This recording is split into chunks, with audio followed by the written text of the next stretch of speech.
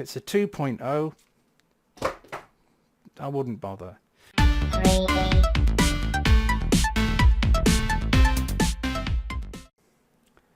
Hi everyone, it's Stu here from 3B, and today I'm going to be talking about fiber HDMI cables. And are they all the same? Simple answer is no, they're not, so be careful. But why would you want one? Well, first of all, I've covered that in a previous video. Basically, if you're running a long distance, say if you have a projector, like what I does, you would have, and it's a good 15 meters away in terms of from where the source is to where the projector is, going up and down and under and over things, then you would probably more than likely want a fiber HDMI cable.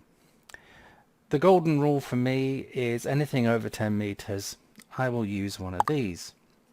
Now, these are becoming more and more prevalent now. Lots of people are selling these on eBay and Amazon and so on and so on and so on.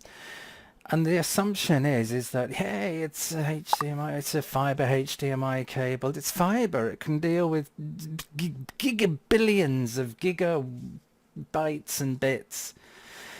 But unfortunately no, because they're still set by the same standards. If you go back to that other video I did about standards and HDMI cables, the majority of fiber cables that are kind of budgety, anything pretty much under £100 would be considered a budget fiber HDMI cable that was, say, over 10 meters. And it's very, very likely, much like this one, which I plan on reviewing at some point, because the people at, who sent me this? The people at Blue AVS sent me this, and yeah, I'll be reviewing this at some point in the very near future. I'm not too absolutely sure how one reviews a fiber HDMI cable, but never mind, we will do our best. But the point I'm making is the majority are 2.0, not even 2.0A, not even 2.1, people.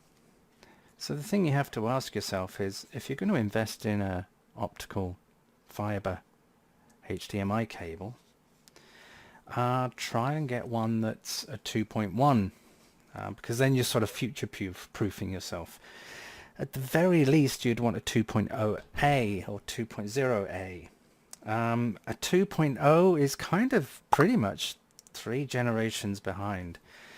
And it kind of negates the fact as to why you would want one, because if you're kicking it up to a projector, certainly if it's a 4K projector, it's very likely to have HDR.